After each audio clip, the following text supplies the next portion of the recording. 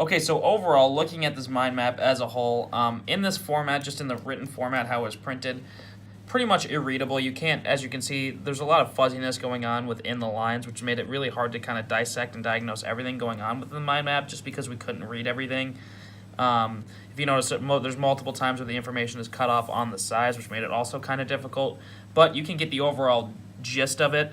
With the cutoffs and everything like that, you can tell that there's a lot of things that could have been condensed a little bit more. Pricing strategy could have been, mixed with luxury, or luxury could have put it into the product line, just as an example. Also, the other problem is that the solutions are provided. That was clearly in the instructions not to have the solutions provided. But overall, looking at this mind map, there's a lot of depth here. You can tell there's a lot of look into the Magellan Boatworks case.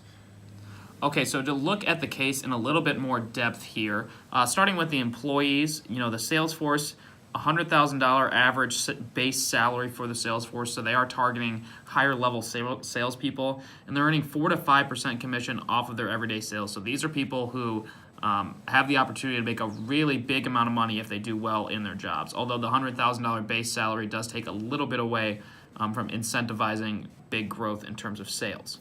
All right, looking at the industry, gets kind of cut off here, so we do miss some things, but it does talk about the industry standard of 12% down on boats.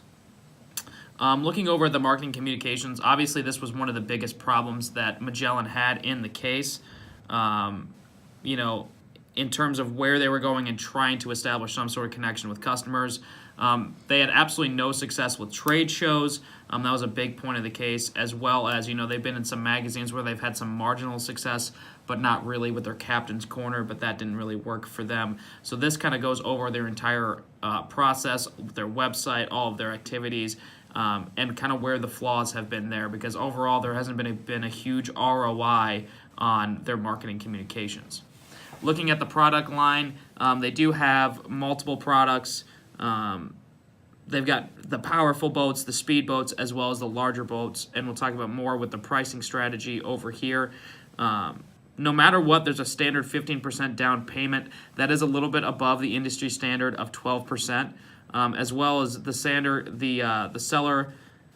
If the sellers have a discount on a boat, it's actually taken out of their commission. So it doesn't give them a lot of leeway to work with the customers. Looking over here at the competitors, again, we kind of had the competitor comparison with price down there. It has been shown that there is a little bit more affordability with some of the other competitors in the market.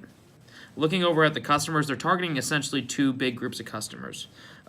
Men 40 to 55, those are considered kind of their younger men. Those are the ones who are probably going to be buying the speed boats, and then older men 55 plus, those are the ones who are going to be buying the bigger luxury boats, and then couples in this age range as well. Overall, they're just trying to target either wealthy single men or wealthy couples with these boats. Now, in terms of overall solutions, although they're cut off of the pages, the group actually did provide their own solutions on the mind map, so we didn't feel as if providing our own solutions just because they are already provided on the mind map here.